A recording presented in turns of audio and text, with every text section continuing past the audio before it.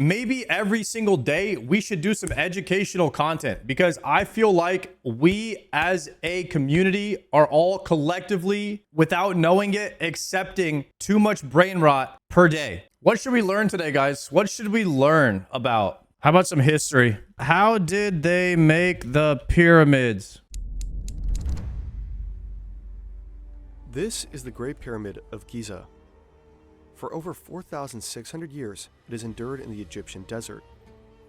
For most of human civilization, it was the tallest building in the world. Okay. It was built to last for eternity because it was meant to house a god. It has survived earthquakes, erosions, and wars, countless plunderers, British explorers blasting their way in with dynamite, even Mr. Beast. Someone 4,500 years ago put this rock right here. Mr. Beast built the pyramids. What? Stone blocks, some with a mass of up to 50 metric.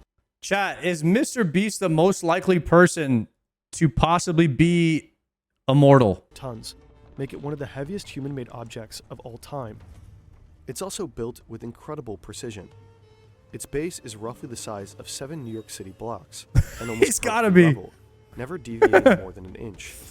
The 4 sides are aligned to the cardinal directions with near perfect accuracy, thousands of years before the compass was even invented.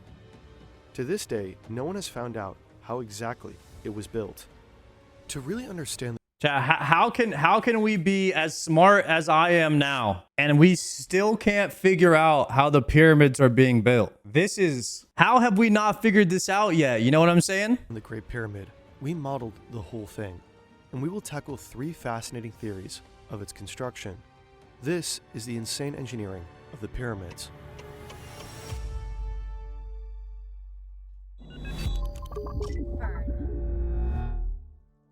This is Khufu, a pharaoh of ancient Egypt.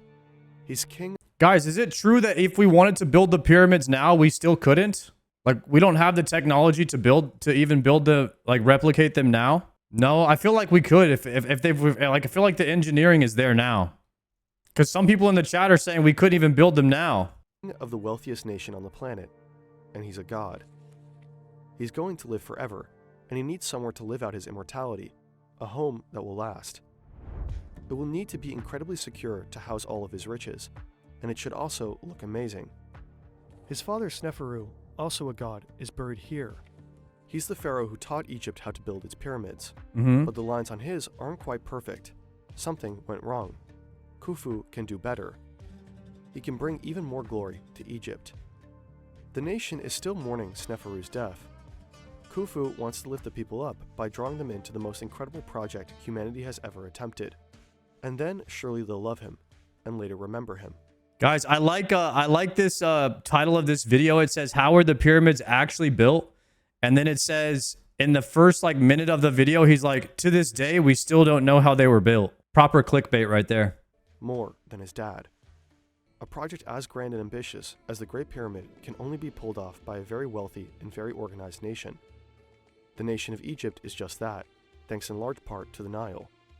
Every year, the Nile overflows and fertilizes the land with rich topsoil. This gives ancient Egypt the ability to grow excess crops to keep its production well fed, and to sustain a standing army. The army regularly goes out and terrorizes Egypt's neighbors, plundering their wealth to bring home for the pharaoh. So Khufu has all the money he needs to build something very, very extra. But money isn't everything. Khufu also needs the smartest architect to design a building that will set him up for eternity. There's only one man for the job, Khufu's half-brother, Hemiunu. He was born for the role, a once-in-a-generation genius. The design for his pyramid won't just follow in his father's footsteps, it will surpass it in every way. He envisions a pyramid far grander, more complex, and more secure than anything built before. Damn. A true quantum leap in architectural mastery. Dude, they're just in the middle of the desert. Hemiunu plans to build a pyramid primarily out of solid stone. There's this is kind of crazy, guys. If you really listen to this shit, how this is done, you're gonna be mind blown. Underground, in case Khufu dies early into the pyramid's construction. The second will be hidden behind a false wall, so nobody can plunder the riches inside. Leading up to the third and highest burial chamber is a majestic corridor with stunningly high corbelled ceilings, the Grand Gallery. The king's chamber will be breathtaking, a chance for Hemiunu to flex. It'll be huge for ancient Egyptian standards, It will be built entirely from pink granite monoliths, quarried far away from Aswan, fitted together so precisely that you couldn't slip a razor blade in between them. Inside a granite sarcophagus, Khufu will finally be laid to rest. Once complete from the inside, the pyramid will be encased in perfectly smooth white limestone. It will dazzle in the sunlight and gleam in the moonlight. Finally, a golden capstone, the pyramidion. A golden will be placed on kappa? top. Once all is put in place, Khufu will be ready for eternity. Oh. Building a pyramid might take an empire, but to build your dream business, you only need Shopify. Shopify is an amazing all-in-one platform. We've personally used it since 2018 for a sustainable clothing project. We started out with just an idea by W scanning this QR Shopify. code. Hemiunu doesn't have time to waste. The pyramid should be built as quickly as possible so that at least one of the burial chambers is ready. Guys, this is good learning about the pyramids on TOA Friday. Is aiming for a timeline of 20 years for I feel like I'm immersed. He calculates that the Great Pyramid will require up to 25,000 builders, a significant portion of ancient Egypt's population of about 1 million. So a great recruitment drive begins. But how exactly did they do it? Well, nobody knows. The debate's been raging for hundreds of years, and researchers are constantly uncovering new archaeological evidence and bizarre engineering quirks that give birth to new theories. Sometimes with cutting-edge tech, sometimes by sheer dumb luck. There are theories supported by scientific research, which we will cover, and there's tons of dubious theories that rely on wild speculation, which we'll ignore. We've broken down 3 scientific theories about what the Egyptian secret could be in order of easy, medium, and hard. Okay. All right, so this is TOA 50 right here, guys. Imagine you and some coworkers have to hoist a block as heavy as a double-decker bus, 130 meters into the air. The only tools your boss gives you are some rope, some wood, and some rubble. If you've got something heavy, you've got to move somewhere high. The simplest, most straightforward way is to just drag it up a ramp.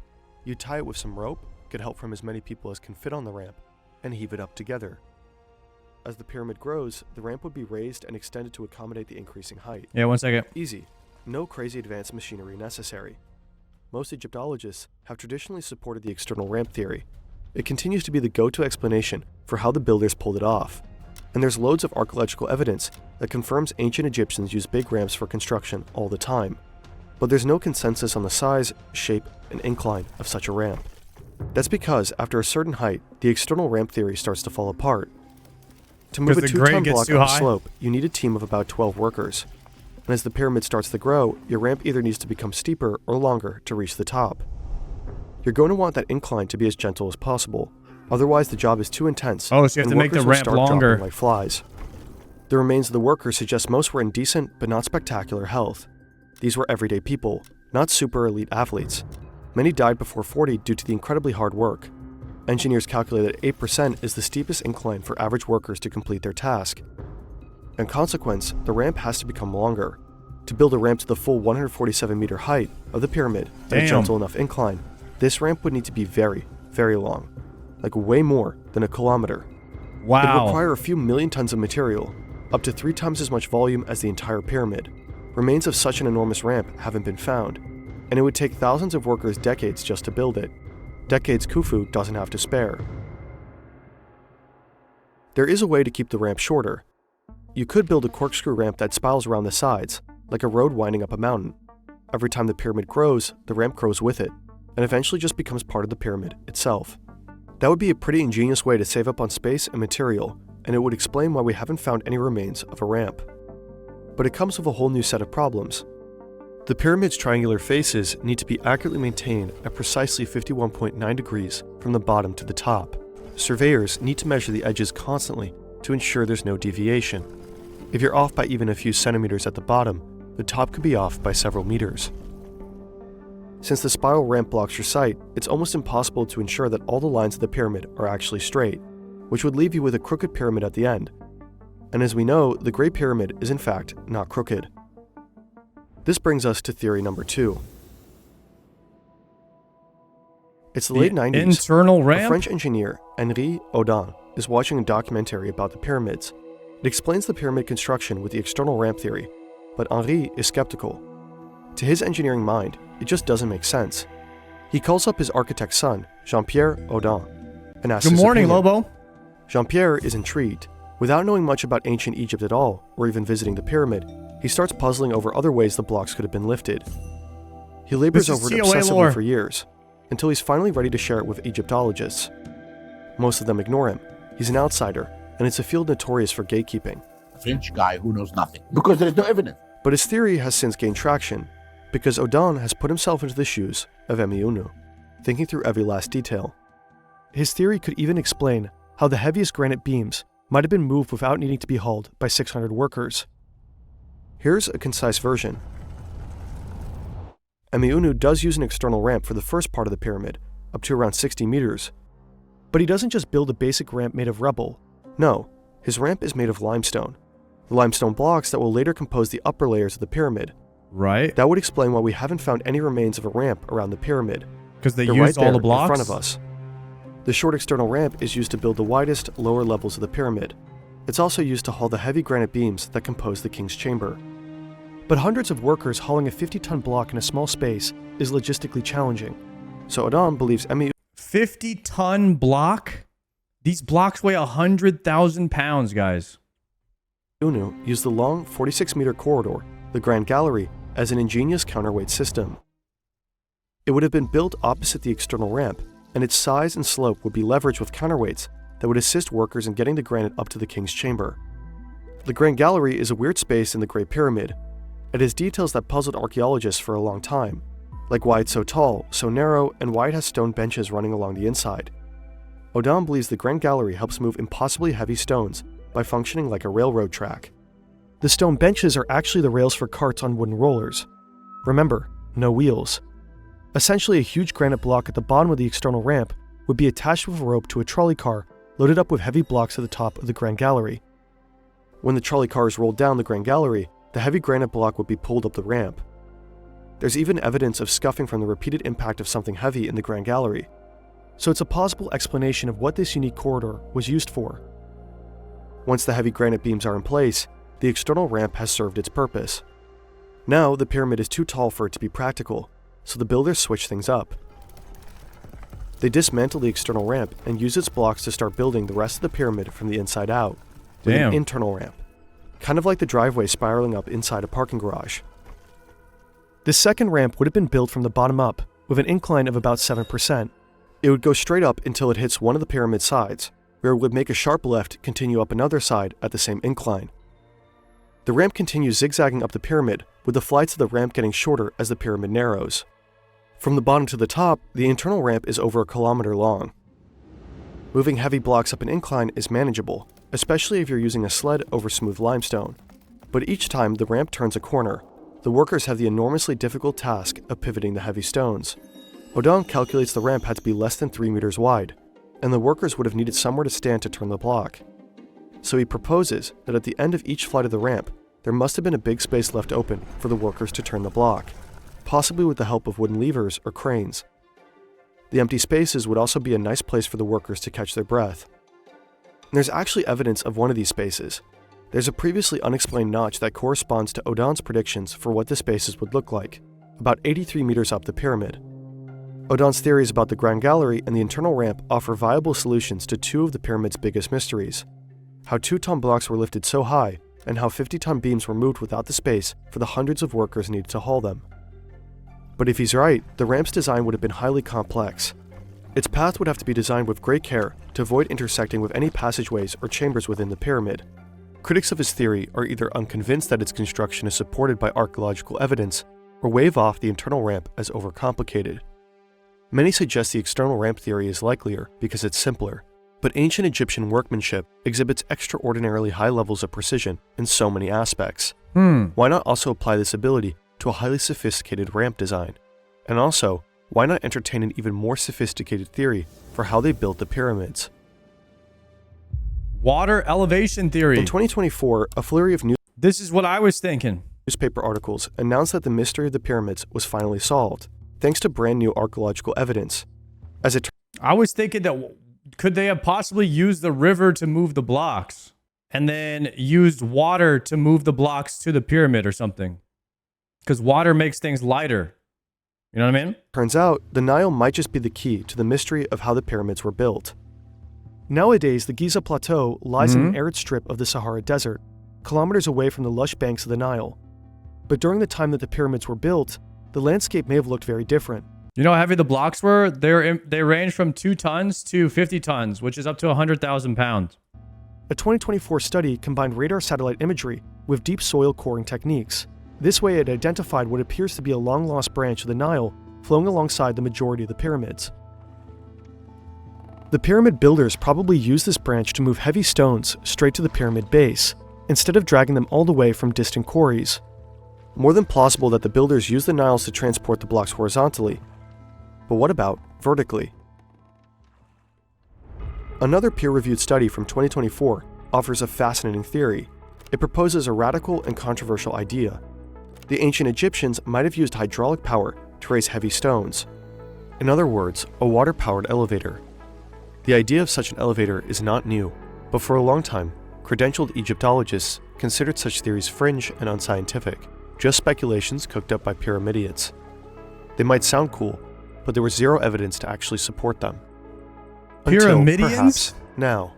The researchers, including hydrologists, mechanical engineers, and geographers, found evidence that the earliest Egyptian pyramid could have been built using a floating wooden elevator capable of raising heavy stones with far less human labor. The water elevator would have worked something like this.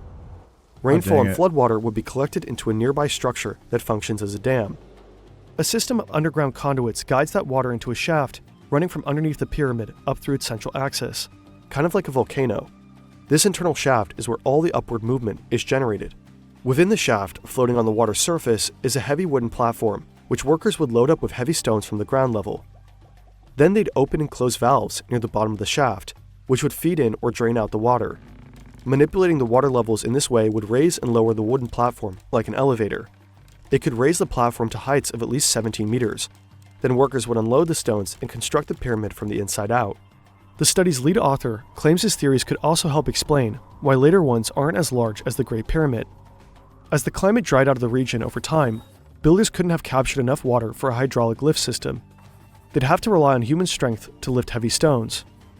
So does this theory hold water? Experts are mostly skeptical. Zahi Hawass, a leading figure in Egyptology, says the theory is completely wrong. The pyramid in the study is not only smaller than Khufu's Great Pyramid, but differs structurally and was built of far lighter stones. Dude, I heard a theory that the guy who like looks over the pyramids, they know stuff, but they won't release the information, and they won't ever let anybody go inside the pyramids to like study them or stuff and stuff like that too. So if Khufu's pyramid were built with some kind of water elevator, it would have to be They won't bigger release the or perhaps files. more complex. So far, no comparable shaft is known to exist in the Great Pyramid. Ramps, however, are found all over archaeological excavations of ancient Egypt, so the most common theories continue to put forward some sort of ramp as the dominant construction model. There are other potentially viable scientific theories that try to solve pieces of this puzzle.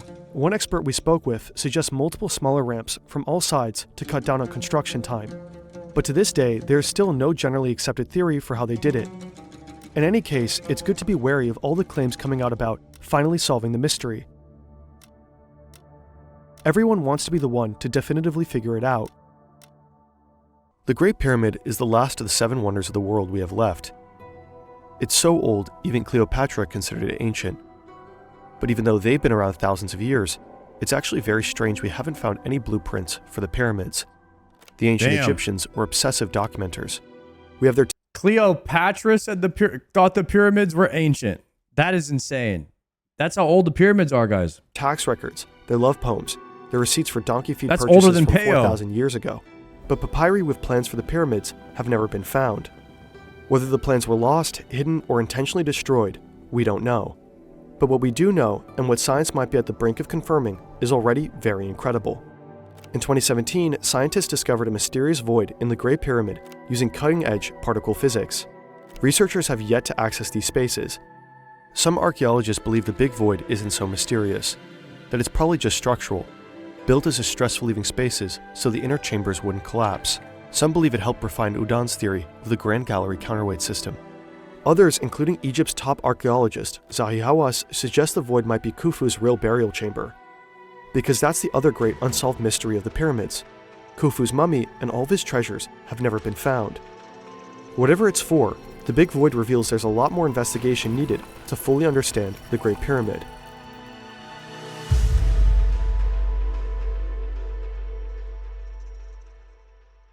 Somebody yoinked it. Damn. So really, guys, there you go. There's your lesson for the day. How did the pyramids get built? Nobody knows. That's the takeaway from that video, guys. So now you've learned something. Are you guys happy about that?